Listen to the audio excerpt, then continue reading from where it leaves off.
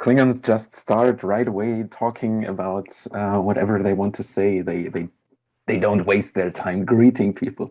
Because yesterday I stumbled upon your crash course, your Klingon crash course. On YouTube?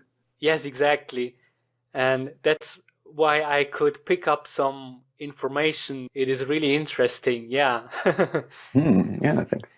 Thank you for being here and taking the time. So, would you please introduce yourself? In English or in Klingon? No, better in English. Okay. So my name is André Müller. I'm originally from Germany. I was born in Leipzig and now I live in Leipzig again. But I spent around 8 years or 7.5 years in Switzerland, in Zurich, where I did my PhD in linguistics. And well, after that, I came back to Leipzig. I'm not only a linguist, I'm also, I would say, a polyglot because I love learning languages. And even though I'm not fluent in all of my languages, I just really love learning new languages. And among them are several languages of Southeast Asia or Asia in general, because that's one of my main interests, but also artificial languages. So I speak Esperanto and I speak Klingon. Yeah. So, what is Klingon? Klingon is an artificial language that was created by a linguist for the movies and the series of Star Trek. So if you know Star Trek, that's a very famous science fiction series from the US, and it started in the 1960s, and it's been going on. And especially this year, there are so many new seasons of shows that are already on TV or available online. And so there's a group of aliens called the Klingons. In the beginning, there used to be the bad guys, but then relationship with the Federation, with us, improved, and so now they are not really the bad guys. So yeah, I see. and the studio said that let's make a realistic language for them. So they hired a linguist from the US, Mark Okrand, and he invented Klingon as a language with vocabulary, grammar, pronunciation, and he invents new words every year and increases the language. And it's actually used and learned by several fans of, not only fans of Star Trek, but fans of constructed languages. So yeah, I'm one of them. I speak Klingon. Nice. And I think that, or let's say, I first thought that it was Scotty from the series who invented the language, but then I learned that I was not right. So maybe you could explain more about that. Actually, you are right, and I left that out for brevity. But it's true that for the first Star Trek movie, they said, okay, let's have the Klingons speak in Klingon. And then they didn't hire anyone, but the actor who played Scotty in Star Trek, James Doohan, he said, yeah, oh, let's just write down some wee little words that they can say. And so he just came up with words that sounded exotic to him. So words that have a lot of and sh inside. And he wrote down like 8 words or 8 lines or 7 that we can hear in the first movie, but they didn't have any meaning assigned to them. So just some words that the Klingon commander can say to his crewmates. And then for the third movie, in I think it was 1984 or 5, Mark Okrand was hired, and he used those 7 or 8 words and said, okay, well, at this point they say cha, so ch should be a phoneme, a speech sound in that language. And then he created the grammar and more vocabulary out of that. So Mark Okrand invented the language, but one could say James Doohan gave it a little start and invented the first few words. Okay, yeah, that sounds really interesting. So my question now was, what inspired you to learn Klingon? But it is obvious, right? It's because of the series. Yeah, and you're right. I think it started in 1996 or so, when I was still in school, and I watched Star Trek, which was on TV at that time. Oh, still is, but yeah. And I was a big fan of Star Trek, and of course I heard a little bit of spoken Klingon in the series, and I thought, wow, cool, chadich, and so on. Wow, interesting words. But then I saw in the bookshop that they had the Klingon Dictionary out, and you can actually buy it and learn the language. So I bought it from my pocket money. I bought the German version because that was in Germany, but I can also show the English version of the book, the Klingon Dictionary. Yeah. So you can actually, it's not only a dictionary, it also has the basic grammar inside, and you can learn all about it. And so I started in 1996 to go through the book. And oh yeah, and also I should say I was always interested in languages. So maybe in 1996, I don't know, I didn't speak a lot of languages. I just like German and English from school. And I think I knew a little bit of like the Greek alphabet and the Cyrillic alphabet and the Arabic alphabet. But languages in general were interesting to me. So I thought like, wow, a language from Star Trek. I have to try to learn this.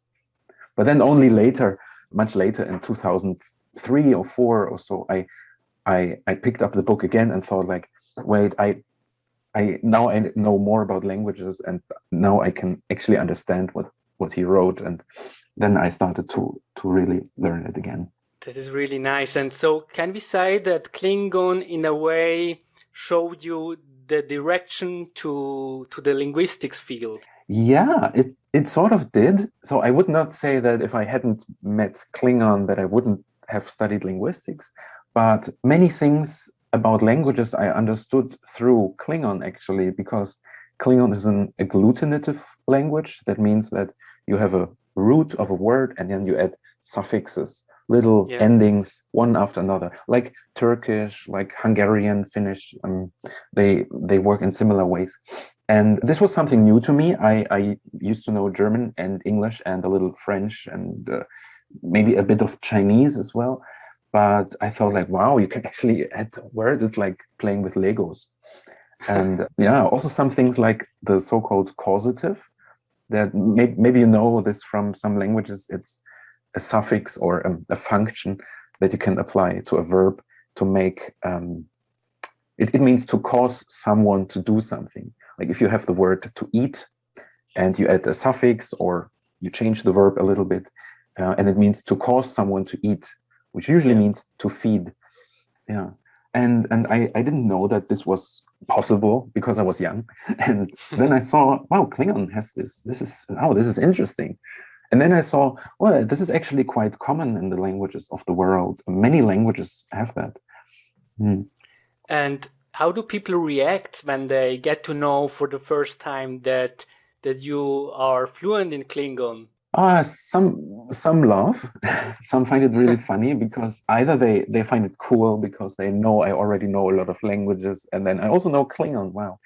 Or because they know I'm a Star Trek fan, so they think, wow, okay, he's really a geek or a nerd. He even knows Klingon. Yeah. Some people think that, wow, that's a waste of time. That's so meaningless. Why don't you learn another language? A real language. And then I'd say, well, I already know a couple of real languages. And then I explain to them that, yeah, okay, real languages are useful and necessary, and it's good to learn them, of course. But then there are hobbies, and I think even learning an artificial language like Esperanto or Klingon as a hobby, just for fun, just because I enjoy talking to people in Klingon, or having a blog in Klingon or something, or in Esperanto, that can give joy to me. I enjoy that. It's like other people playing the guitar or playing chess. Yeah, exactly. They don't usually want to play in a band and become famous or win the chess championships. They just want to enjoy themselves. And for me, that's Klingon and Esperanto, and some other natural languages too. It's a hobby, and I mean, we don't judge others when they say, I like going to the cinema. It's a hobby, and that's it, right? And we have joy in doing such things. Exactly, so, is Klingon based on an existing language? Not really. Or is it truly constructed? I would say it's truly constructed. So the inventor, Mark Okrand, planned to make the language as different from English as possible, so that it's not like, he could have said like, well, this word is that word, this word is that word, and the grammar is just like English. But he wanted it to be really credible and different from languages from Earth. So he also included some points that are really rare in the languages of the world, like the combination of sounds that exists. Usually the sound system of a language is very regular, and you have K, T, P, and then you have the voiced sounds G, D, B, and so on, but not in Klingon. Klingon, you have P and T, but you don't have a K sound. You have a K sound instead. And you don't have B, D, G. You have B, but the D is pronounced different. It's D, and the G doesn't exist, but it has R, and so on. So he didn't base it on natural languages, but I see. Of course, if you look at it, all the features you can find in Klingon, almost all of them, are also found in natural languages. But you find them in Greenlandic, and this feature you find in Swahili, and that feature you find in Chinese. So it's a mix. Okay, and you told us before something like the new words, right? So, I mean, what happens when new words come up in Klingon? So is it always Mark Okrand who decides that it goes to the dictionary, to the official dictionary, right? That's actually exactly the case. Every year there are two meetings. Well, during Corona times, it's difficult, so these meetings are online. But usually they happen. One meeting, it's the KEP-A, it happens in the US. And the other one is the KEP-CHOM. It happens in Saarbrücken in Germany. And Mark Okrand is usually present, and he reveals new words. And this is always, everyone is so happy and looking forward to the new words. And so he comes up with these words, and he gives an explanation, sometimes some example sentences. And it's really him who invents the words. So if I think, damn, I don't have a word for, I don't know, a word for cardboard or a word for peanut or so, I cannot just say, oh, well, let's say it's now the word krur or something, because I'm not an authority in the sense that I can make up words. So, but I could ask Mark Okrand. I could say, I have this translation project. I really need a word for cardboard. Can you make one up? And then maybe if I'm lucky, he will get back to me and say, that's the word. That sounds complicated, right? He's like the king or the guru. Yeah, it's a bit like that. And how can we think of the gathering? I mean, I am seeing this picture right now before my eyes, a bunch of followers dressed as a Klingon going to this gathering, or how does it work? There are a few people who dress up as Klingons with Klingon foreheads on their forehead, and Klingon swords, the bat'let, the famous Klingon sword. So cool. Yeah, but I would say these are the minority of the people who attend those gatherings, maybe 10% or maybe 15% or so. Most of the people are like dressed normally, or maybe they wear a Klingon t-shirt or something. But but it's always mixed. Some people are not really that much interested in the language, but they love the gatherings, and they enjoy being there and hearing a little bit about Klingon. Some people are eager to learn the language, and they go there, and some people already know the language quite well, and they go there to speak it, to practice it, and to maybe learn a little bit more about the language. Yeah. And actually, how many people in the world speak Klingon? That's very difficult to say. It also depends on what means to speak Klingon. Like, there are people who are really fluent, who know all the words, and there are like around 5,000 words.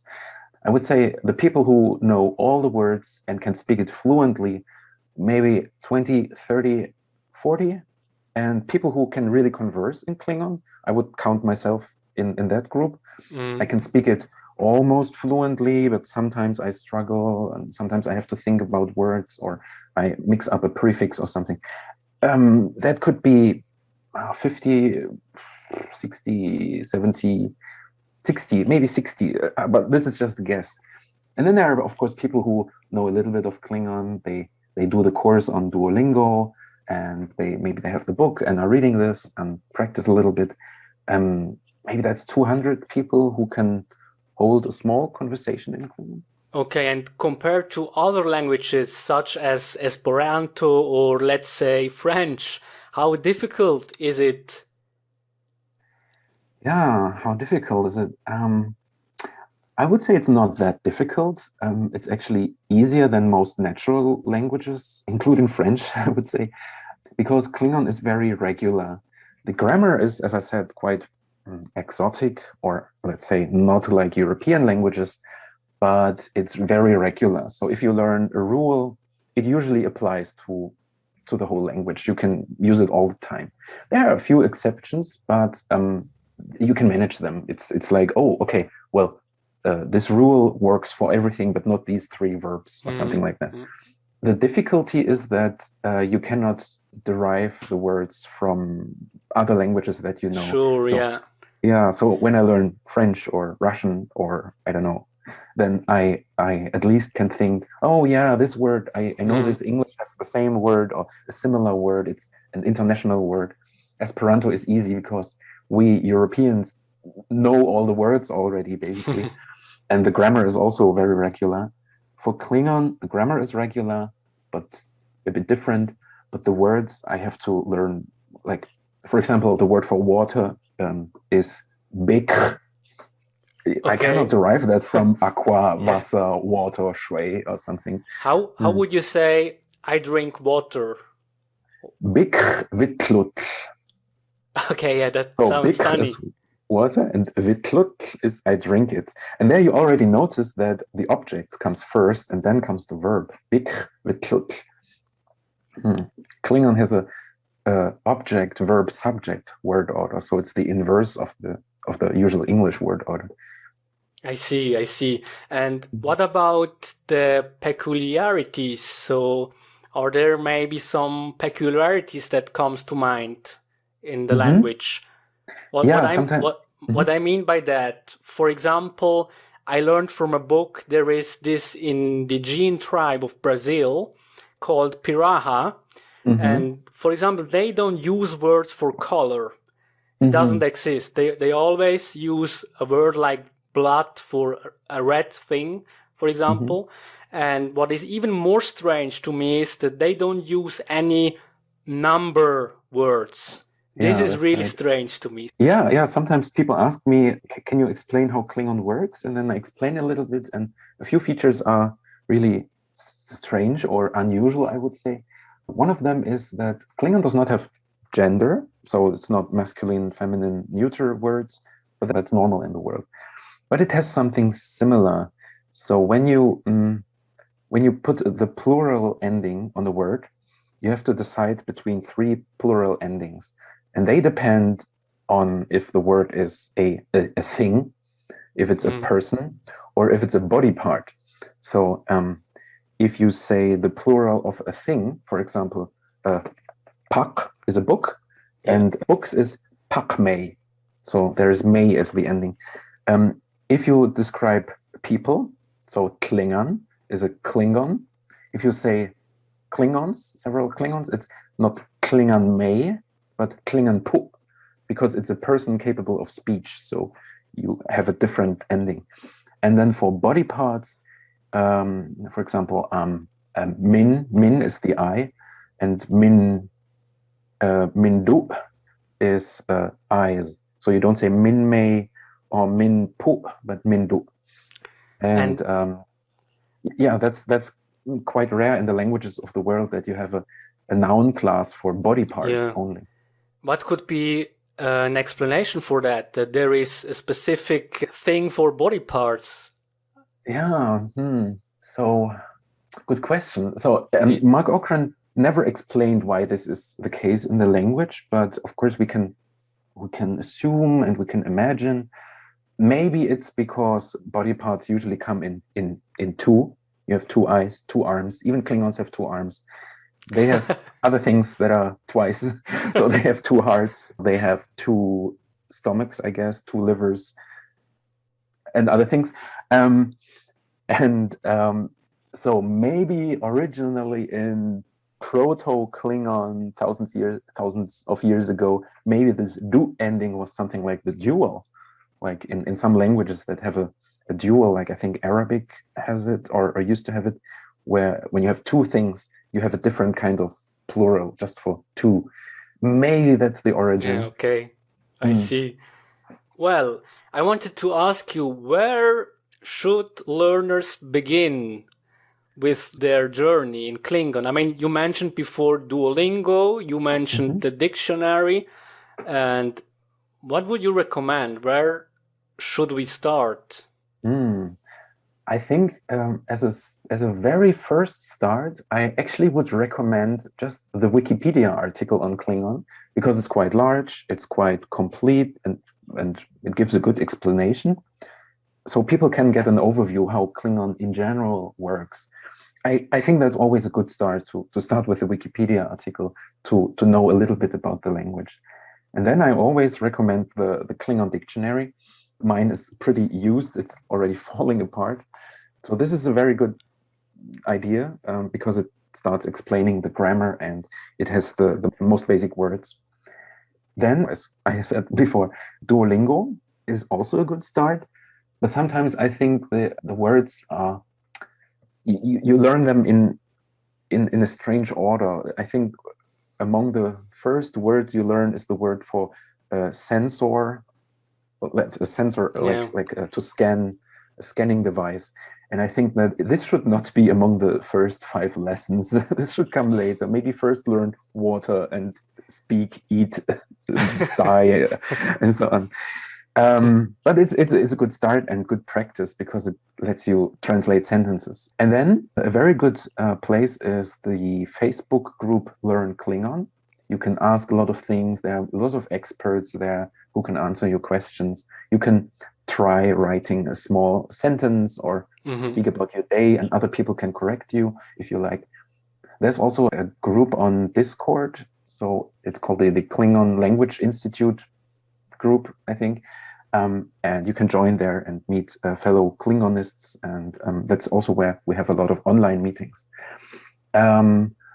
What else is there? I used to teach Klingon in Switzerland, actually. So yeah, that is so cool. yeah, and since you are in Switzerland, maybe that's interesting for you too.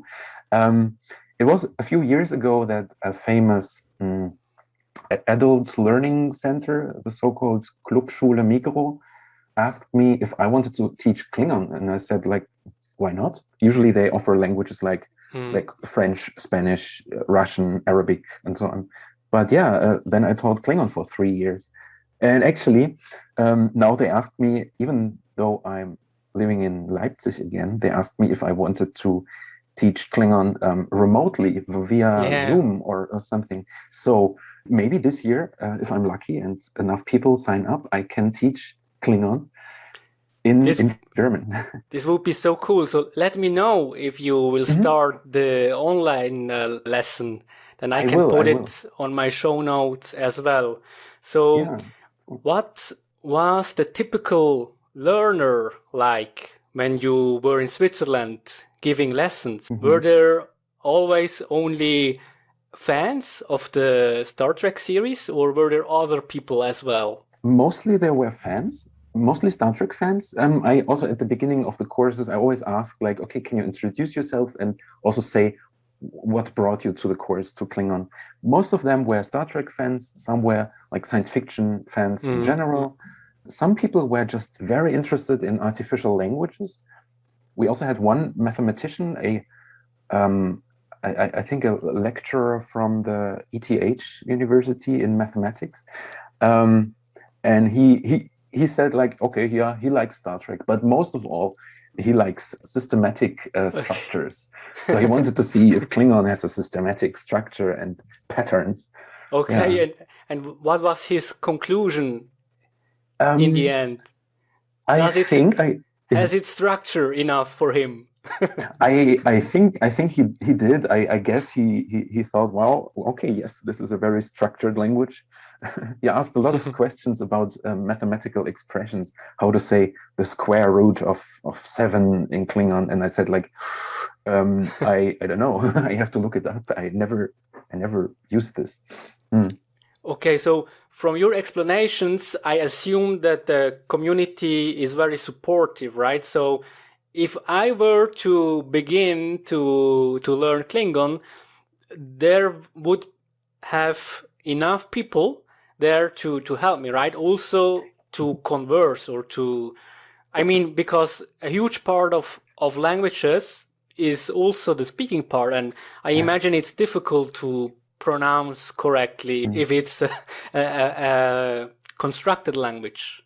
Yeah, that's right. You're right. So for the pronunciation, I can also recommend YouTube videos. You could search for a Klingon teacher, and you will find videos that explain the pronunciation.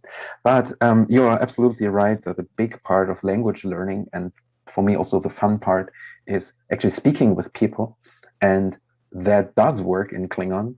But usually there are so few Klingon speakers that it's difficult to find them in the wild.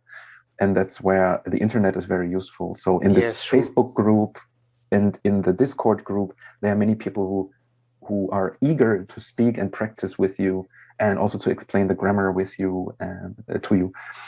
And so that's a good way to start and practice. And I also enjoy that. Yesterday evening we had a group meeting online on Discord, and one guy was explaining the names of animals in Klingon. So I learned a few new words for animals in Klingon, and we used the language. We talked about animals in Klingon. Yeah, cool. So now let's talk about identity a little bit, because in my opinion, identity plays a huge role when learning a language. For example, also the culture, the food, and whatsoever. So since Klingon is a constructed language, what do you say about that? I mean, is there enough culture, or do you know what I mean? Because it's all like made up. Yeah, I know. Yeah, like you can totally immerse yourself in Chinese culture, history, Yeah, exactly. And the language. But for artificial languages, it's sometimes a bit more difficult. For Esperanto, people say that Esperanto has a culture, and I would also agree with that, because the meetings and the community of Esperanto speakers is so much bigger and so much older that there has developed a sort of culture. With Klingon speakers, I would hesitate to say that this is the case, also because some of them try to follow the Klingon thinking from the series and say, like, yeah, I'm a warrior, I'm strong and powerful, I do not cry. If I make a mistake, that's not a problem. And others are more like, I'm not a Klingon, I'm a Terran, I'm a human. I just want to learn this language. And they are interested in the Klingon culture, but they don't subscribe to this. I also, like, as a learner or former learner of Chinese, I don't necessarily want to be Chinese. I don't want to drink hot water and I don't know, practice like Chinese belief systems or so. But I'm interested in the culture and want to learn a lot about it. So And I remember that from the series, sometimes the Klingons are eating something which is terrible. Humans would never eat that. So some humans do eat worms or bugs, but I would not. I have to say, like, no bugs or insects or worms for me. You must not take my question seriously. And of course, I mean, culture, you have science fiction, right? You have all the series, and you have, in a way, you have something to share when you are speaking the Klingon language, of course. That's right. Let's speak maybe of Star Trek Discovery. In particular, season 1, which came out 2017, because this series is very, very Klingon heavy in my view, and also when it comes to listening to Klingon, because they are speaking a lot in Klingon. So my question to you is there a difference of the Klingon language compared to maybe older series or older movies? What can you say about that? Yeah, there is a little difference. I would say maybe you could say there are three different kinds of Klingon in the Star Trek series. One is the Klingon you hear in the movies, in the older movies, like Star Trek 1 to Star Trek 7 or Star Trek 6, which is very good because Mark Okrand made up all the dialogues and made up new words and wrote the lines. So this is very good Klingon, and it's very interesting to hear that. Then there is the Klingon we hear in The Next Generation, Deep Space Nine, Voyager, and Enterprise, which is Klingon, but it's not good Klingon, I have to say, because the makers of these series did not consult with Mark Okrand. They just looked up words in the book, and the actors mispronounced them. The grammar is all muddled up and doesn't make any sense. Sometimes it's very difficult to really even understand what they are saying. In Voyager, for example, I remember there was one episode with B'Elanna Torres, who I can't remember what she did, but I think she remembered in a vision encountered her mother on the barge of the dead or something like that. And there was a Klingon sentence said, and it was impossible to understand because the grammar was wrong, the pronunciation was wrong. Yeah. Terrible. but then for Discovery, they actually did not hire Mark Okrand, but they hired a very fluent and very good Klingon speaker from Canada, Robin Stewart, and also known with her by her Klingon name Krov. And she made all the dialogues. And if she needed a new word, she asked Mark Okrand to give her that word. Yeah. So sorry to interrupt you, André, but yeah. do you have a Klingon name too? I don't have a Klingon name. Okay, what a pity. I sometimes try to come up with one, but then I'm too picky with names. So I just see myself as a Federation xenolinguist who explores the Klingon language. So I'm just André or sometimes Andrew. And on Discovery Series 1, I think they even hired an accent coach to train the actors. And for me, it blew me away because it was so authentic, even though it's a constructed language. But it was amazing. So I recommend to all of the listeners to watch, especially season 1, to listen to the Klingon language. Yeah, and especially you can hear they get better with maybe in the first episode it's still a bit choppy, but then it gets better, and especially two actors were really great. One is I can't remember her name, but the actor of Laurel and also the actor of Vogue, and they have a really expert pronunciation. Mary Chieffo was her name, I remember. Yeah, and I assume that this was really hard work, right, with the accent coach, because you have to train yourself to get used to pronounce correctly. And I mean, with you too, André, because you began 1995, I think you mentioned it, right, with the dictionary. 95 or 6, and up to this day. So you had many years, and still you don't even consider yourself as 100% fluent. Yeah, that's because I in the beginning I dabbled with the language a little bit, but I didn't have any guide except for this book, and so I made a lot of mistakes, beginners' mistakes, and nobody corrected them.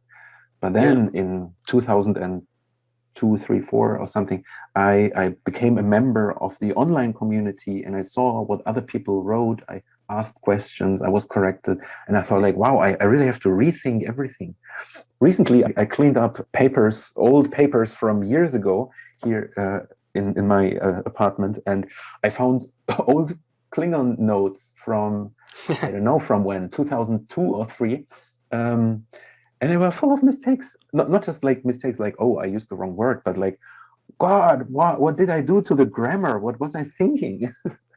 Yeah, I think last year or two years ago, when Corona hit us, I started relearning the Klingon language, like fully, I said like, okay, if I encounter a word that I don't know yet, I will put it into Anki. That's the vocabulary program that I use. I will put it into Anki and repeat it.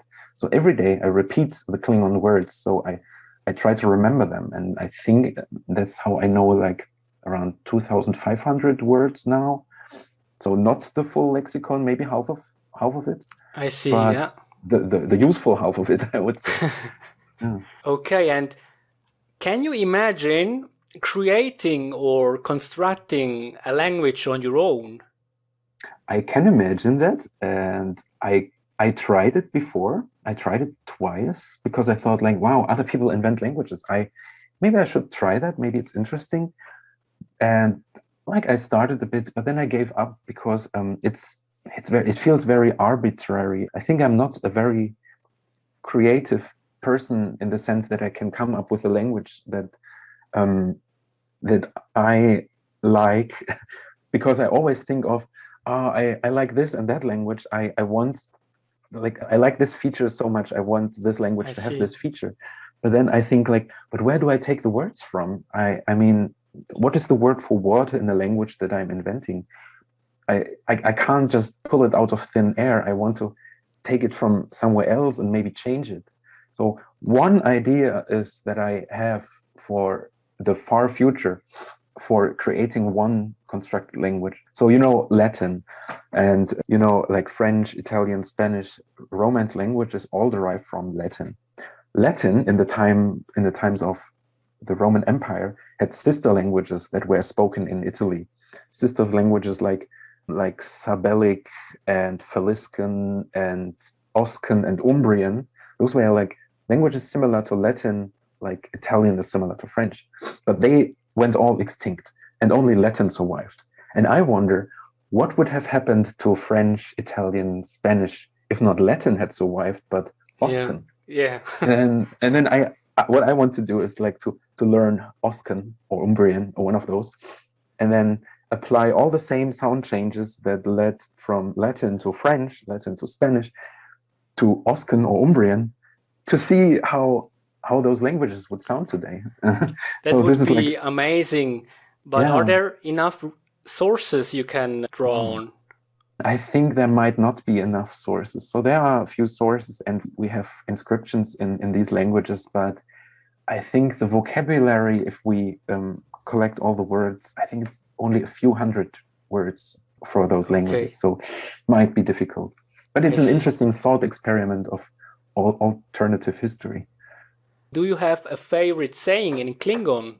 Yeah, I thought about it, and I have two sayings that I really like, if I may mention two sayings. Yes, of course. Yeah, so one of them is Rut Yichme Rom Choch, which literally means sometimes everyone encounters tribbles. Tribble is a small fluffy creature in Star Trek, and Klingons really hate them. So this sentence actually means something like sometimes everyone has bad days. And I like this because this is a sentence that can apply to Klingons and their warrior culture, but also to us humans on Earth. And the other one is Wa Doldak Matai de Makrab. When we are together in a greater whole, in a greater entity, we can succeed. So this is also something that is typically Klingon-like. Like as a group, we can conquer everything. Yeah. But it's also applicable to the normal world and to us on Earth. Like if we struggle, if we work together, we can maybe achieve what we plan. And where did you get them? Are they from the series, or did you pick them in a book? As far as I know, so I have them in Anki, in my vocabulary learning deck, because they are useful. But I think originally they were published in a book called The Klingon Way, also by Mark Okrand, where he collected typical Klingon sayings and idioms and wise words. And those are two wise words that are found in that book, I believe. I find it beautiful also that Mark created this language without even imagining that one day people would speak the language. This is so cool. Yeah, exactly. He was really surprised when he learned that people have actually learned the whole book and are trying to converse in this language in the 90s or late 80s. Yeah. Yeah. And are there other constructed languages that you understand? So I'm fluent, even more fluent than in Klingon, in Esperanto, which is an international auxiliary language. So it's supposed to be easy to learn and easy to use. And there are maybe a few 100,000 speakers in the world who speak Esperanto. And I've learned that in 2002, 20 years ago. And I have used it quite often in my life. And I go to Esperanto meetings. And I have friends to whom I speak in Esperanto. I use it online. Yeah. And another language, a small language where I know only like a bit of, is Tokipona. I think I have a book somewhere here. Here. Tokipona. It's a very simple and easy language with only 125 words, and you might be surprised that the dictionary is quite fat, but all the words you have to combine them. So there's a word for house, and there's a word for water. But if you say toilet, you have to combine these words and say a water house, Telo Nasa or something. Yeah, that sounds also very interesting. And I don't know if you like to talk about a YouTube video which you made for, I can't pronounce it, Wouter Corduwener. I remember. A Dutch YouTuber. And the title was Linguist Speaks Klingon and Many Other Rare Languages. And I was impressed because you were speaking in 18 languages. And this was some sort of a bet. Every time that Wouter would not understand you or not able to respond, he would pay you €5. And Yes, I think in the end, he paid you about €50, I think. Yeah. And this was so incredible. I will read it very quickly. So the languages were English, German, Esperanto, Mandarin, Thai, Dutch, Burmese, Qingpao, Klingon, Spanish, French, Russian, Tses, Shan, Latin, Tokipona, Ido, Den. But I can't even pronounce some of them. I'm sorry. One of them, no problem. One of them was pronounced Jingpo. Okay. It's a language from Myanmar. I also have to say, like, so everyone who is watching this video or listening to this podcast will now think, like, does he really speak 18 languages?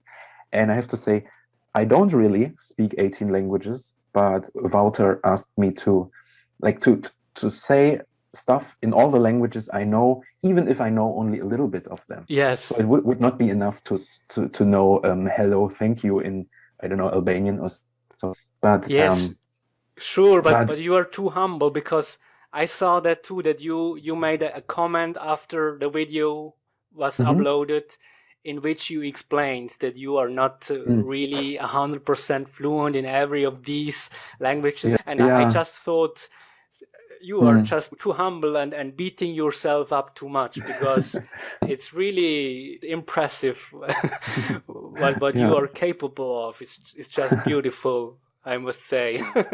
But many of these languages I do not practice anymore very much. So, for example, Russian. I used to know Russian. I think I still can hold a conversation in Russian, but I don't learn it anymore. So I'm gradually forgetting all the words. And I'm only working on, like, first 7 languages or so. I'm really working on, and I hope that I can maintain them. And the rest, I think, like, thanks. I remember a little bit. That's enough for me. So would you say, as a linguist, is it easier to learn languages? Yes, I would say so. But not because of some strange talent or so, but it's easier because as a linguist, it's an easy thing to just read a grammar, like a grammar designed for linguists, and then remember how the grammar actually works. So for many language learners, this seems dry and they can't remember this, or they have a hard time understanding maybe what a causative is or something.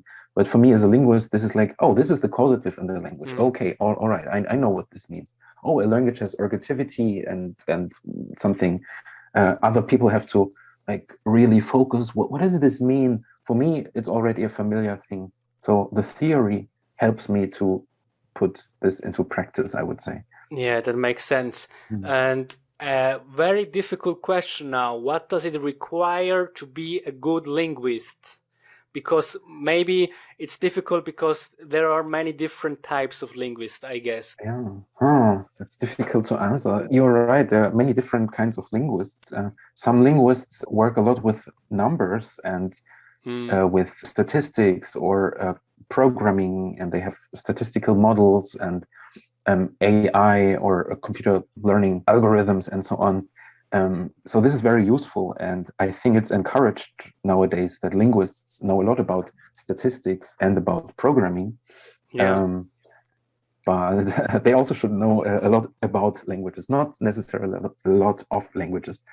It's very useful to have a wide view about what is out there, not necessarily in languages, but also in the research, what other linguists do and what theories are out there.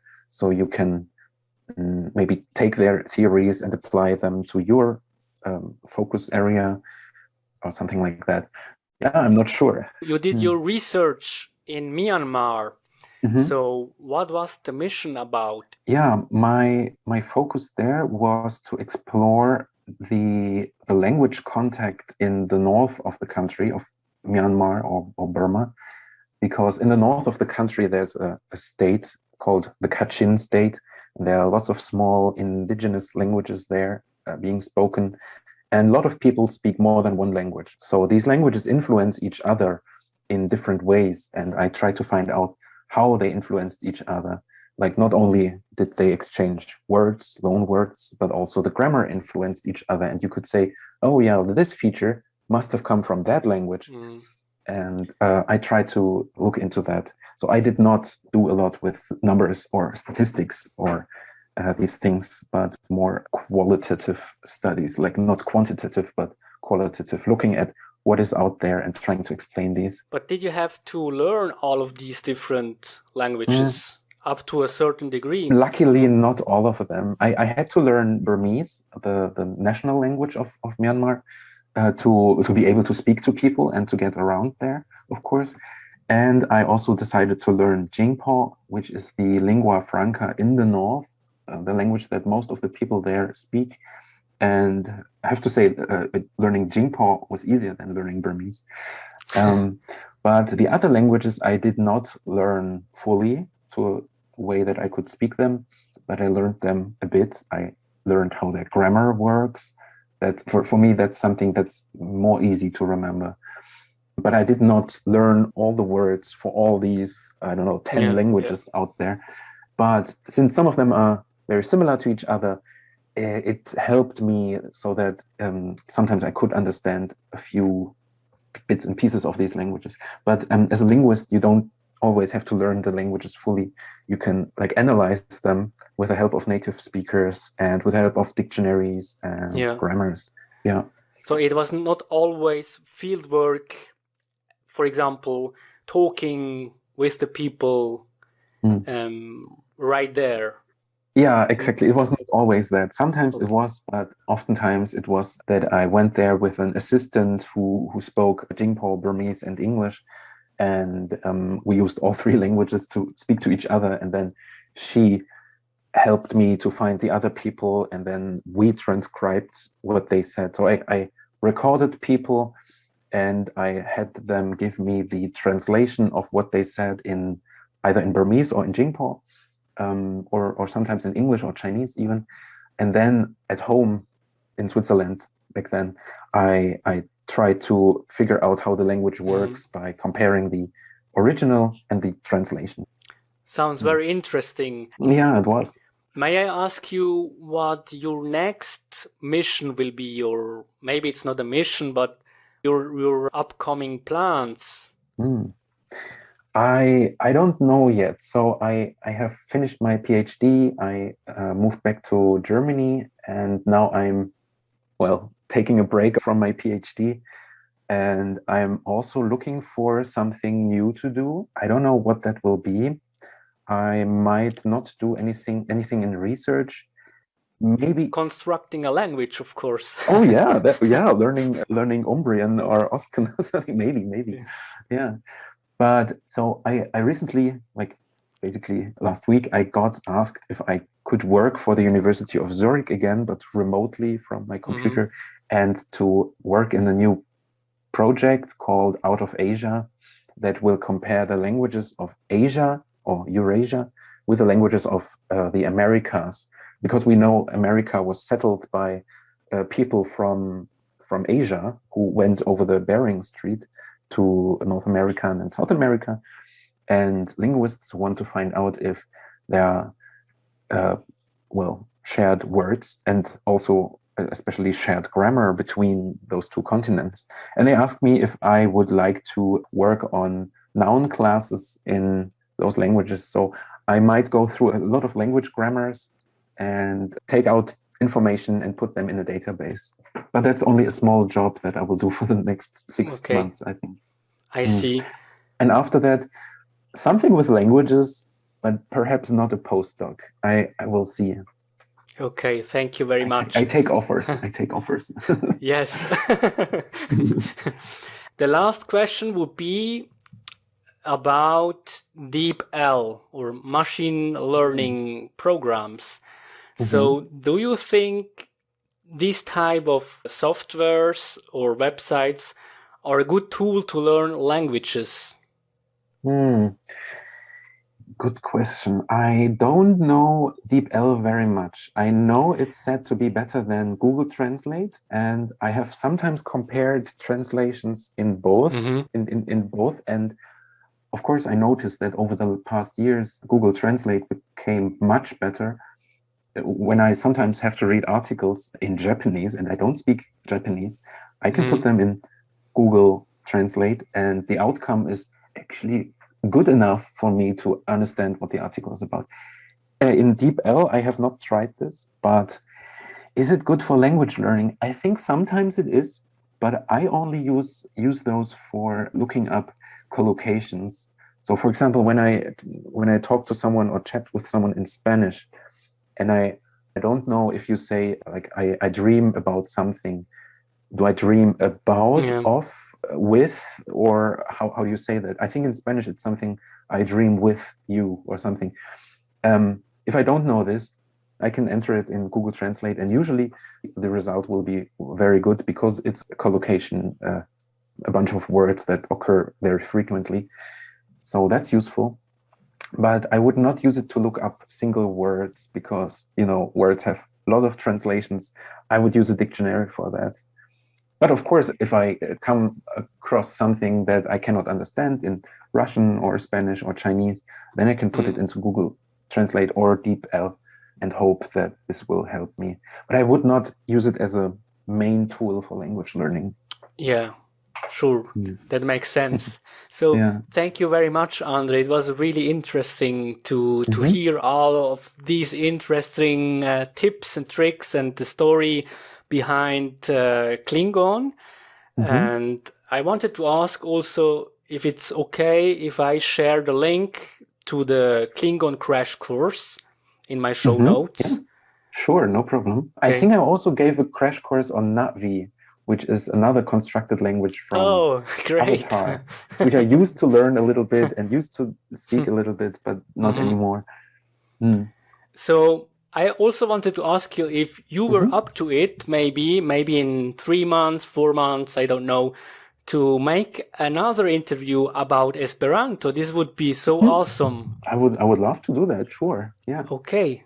So thank you very much. And I will have a very good time when I edit the podcast, because I love it to re-listen to it and to let it sink, right? And and it was really a pleasure to have you here.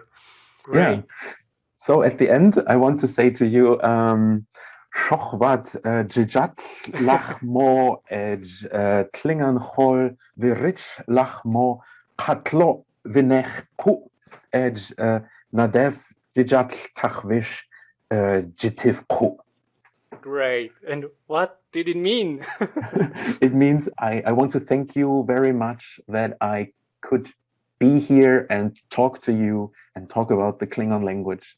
It was a pleasure. Thank you so much, André. Also to me. Thanks. Yeah. See you, Daniel.